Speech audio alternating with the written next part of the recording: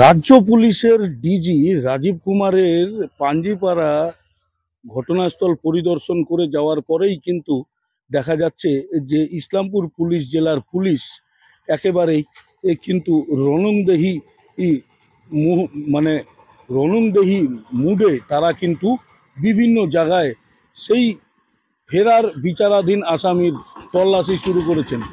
এই মুহূর্তে আমরা রয়েছি যে একেবারেই ভারত বাংলাদেশ সীমান্ত এলাকা গোয়ালপুকুর থানার এই বাঁশপোখর এলাকাতেই।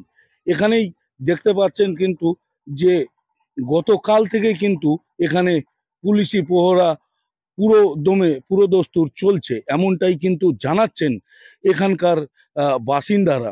আপনার বাড়ি এখানে? হ্যাঁ, আমার বাড়ি এখানে। তো এই এখানে কি হয়েছে? এখানে কিছু দেখতে পাচ্ছেন? কিছু দেখতে পাচ্ছি পুলিশ টুলিশ, আমি তো কিছু জানি না। কবে থেকে দেখতেছেন পুলিশকে? আজ সকাল থেকে দেখতেছি আমি। আজকে সকাল থেকে? হ্যাঁ। রাত্রে আসছিল পুলিশ? রাত্রে বলতে পারবো না, আমি তো 6টার সময় আসছিলাম, ভিতরেই ছিলাম। তো পুলিশ কেন এখানে কেন আসতেছে পুলিশ? সেটা তো আমি চিন্তা করতেছি, দেখি কেন আসছে। কিছু শুনছেন যে পাঞ্জিপাড়ার একটা ঘটনা যে হয়েছিল? না, ওটা শুনিনি। ওটা শুনেন না?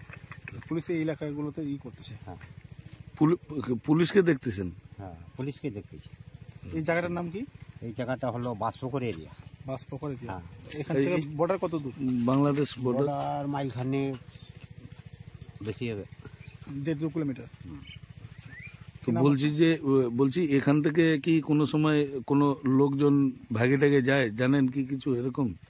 এরকম তো জানি না আমি। এর আগে কোনোদিন কি ভাগছে এখান থেকে এরকম বাংলাদেশ? না, এরকম কোনো ঘটনা না, এরকম কোনো ঘটনা হয় নাই। আর আমরা যাই কোনো সময়, খেতে গৃহস্থী আছে, তো ওই লেখায় যায়, ওই আবার আসার সময় কাটায় বাড়ি আসে। কি নাম আপনার? আফতাবউদ্দিন। ঠিক আছে। আমাকে রোকে নাই, সকালে আমি গিয়েছিলাম কিচকতলা ওষুধের জন্য, তো বাড়ি আসলাম, তো আমাকে রোকে নেই। তো ওখানে ওই যে যার বাড়ির সামনে ওখানটায় পুলিশ আছে, হ্যাঁ, ওটা কার বাড়ি জানেন? নাম টাম জানেন? ওটা জানি, রেজুল নাম ওর, রেজুল। কি করে ও? ওই ছোটো মোটো দোকানদারি করে আর খেতে গৃহস্থী করে। আচ্ছা, আমরা আরো একটু ক্যামেরা পার্সনকে দেখাতে বলবো যে এই যে সেই রাস্তা, এই রাস্তা দিয়েই কিন্তু কিছুটা গেলে পরেই সামনে ভারত বাংলাদেশ সীমান্ত, এবং সেখানেই কিন্তু অনুমান করছে যে ফেরার বিচারাধীন আসামি এখান থেকে পালিয়ে যাওয়ার একটা আশঙ্কা করছে পুলিশ, এবং তার পাশাপাশি তার সহযোগীও এখান থেকে বাংলাদেশ পালিয়ে গিয়েছে এমনটাই কিন্তু আশঙ্কা করছে, যার কারণে কিন্তু কড়া পুলিশি নিরাপত্তা আমরা গোয়ালপুকুরের এই শ্রীপুর এলাকা জুড়ে এখানে দেখতে পাচ্ছি। যদিও এখানকার বাসিন্দারা কেউ কিছু জানালেও আরও অনেক কিছু বাসিন্দারা রয়েছে, তারা আজকে সকাল থেকে এখানে যে প্রচুর পরিমাণ পুলিশকে দেখতে পেয়ে তাদের কিন্তু একটা বলা চলে আতঙ্কেরই পরিবেশ রয়েছে। তারপরেও আমরা এখানে জানার চেষ্টা করব যে এখানে যারা বাসিন্দারা রয়েছেন তারা কি বলছেন। এখানে পুলিশকে দেখতে পাচ্ছেন, এখানে বেশ কিছু মানুষ রয়েছে। দাদা একটু বলছি যে আপনারা তো এখানে, আপনার এখানেই বাড়ি?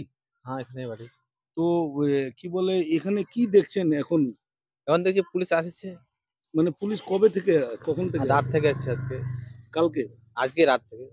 ওই আর কি রাত থেকে? হ্যাঁ, রাত থেকে পুলিশ এখানে আছে। তো পুলিশ কিছু আপনাদেরকে কিছু জিজ্ঞাসা করেছে? না, আমার জিজ্ঞাসা করেনি, এমনি পুলিশে আছে। আমি দেখতে শুনতে পেরেছি যে এখানে আসামির খুঁজে যাচ্ছে। মানে ওই পাঞ্জিপাড়া থেকে যে পাঞ্জাবে যে ঘটনাটা হচ্ছে সেটার জন্য পুলিশ এসেছে। তো আপনাদেরকে কোনো কিছু জানায়নি? না, আমার কিছু জানা বা জিজ্ঞাসাও করেনি? জিজ্ঞাসা করেনি। ওরা হয়তো আমাকে জিজ্ঞাসা করে নাই, অন্য কিছু জিজ্ঞাসা করছে কি না করছে সেটা জানি না। তো দাদা এইখান থেকে এই যে বাংলাদেশ সীমান্ত, এটা কত দূর হবে এখান থেকে? কত, 1 কিলোমিটার হবে।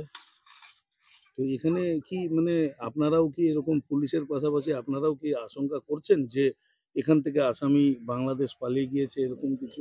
না, এখানে করতে পারবো না, আমি কি জানি। আমরা না, মানে কোনো একটা মানে মানুষের একটা আইডিয়া হয় তো যে হতে পারে, কেন কি প্রচুর পরিমাণে পুলিশ এখানে দেখা যাচ্ছে। না, আমার কোনো আইডিয়া নাই। এরকম পুলিশ কি এর আগে তো এখানে দেখেননি, তো কিরকম লাগছে বিষয়টাকে দেখে আপনাদের? বিষয়টা কি বলবো, জানি না অতটা সম্বন্ধে। আমরা কি বলতে পারবো। এখানে কি বাংলাদেশের যে কাঁটাতার রয়েছে সেখানে আপনারা যান, কাছাকাছি যান? না এমনি তো যাই না আমরা। কেউ কেউ যেমন আমাদেরকে জানালেন যে ওই পারে কাঁটাতারের ওই পারে তাদের জমি রয়েছে, কখনো কখনো যারা টারগাড়ার পাশে যার গ্রাম আছে, তা যার জমি রয়েছে সেই লোকগুলা যায়। আমাদের জমি জমা কিছু নাই, আমরা যাই না ওদিকে। আমার কাছে ওদিকে যাওয়ার কোনো অ্যালাউড নাই, কার্ড ফার্ড কিছু নাই। ওরা কার্ড ফার্ড দিয়েছে, আধার কার্ড, ভোটার কার্ড দিয়ে ওরা দেখায় ওখানে গেটের পাশে, তাহলে ওর ভিতরে যাই। এইদিকে এখন মানে বিএসএফ এর মানে যাওয়া আসা কিরকম আছে, মানে আগের মতনই না এখন বিএসএফ বেশি আছে, কি বলবো? আজকে দেখছি তো বেশি আছে। বিএসএফ ও বেশি আছে। হ্যাঁ। আর তারপর যেগুলা ডিউটিতে থাকে, পোস্টিং এগুলা ক্যাম্প আছে, ওরা থাকে, ওরা পার্মানেন্ট থাকে। আপনার নাম? এমডি নূর আলম, আর এই জায়গাটা মানে কি নাম এই জায়গাটা? বাসপুকুর।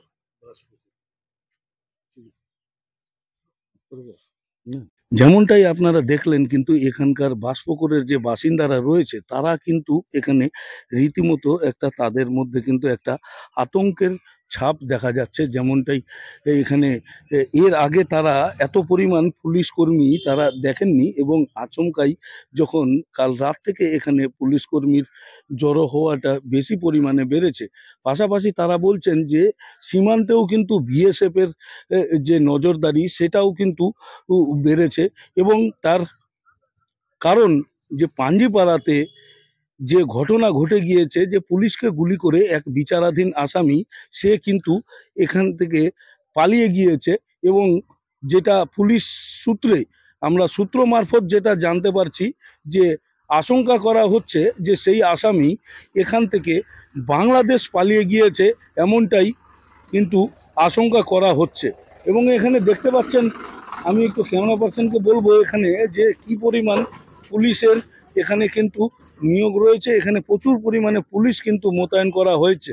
স্বাভাবিকভাবেই প্রশ্ন একটা উঠছেই যে এত পরিমাণ পুলিশ, ভারত বাংলাদেশ সীমান্ত একেবারেই কাছে, স্বাভাবিকভাবেই পুলিশের কিন্তু একটা ধারণা জন্মেছে যে এই বিচারাধীন আসামি, যিনি ফেরার বিচারাধীন আসামি, যে পুলিশকে গুলি করে পালিয়ে গিয়েছে, সেই আসামিকে ধরতে এখানে কিন্তু প্রচুর পরিমাণ পুলিশ মোতায়েন করা হয়েছে।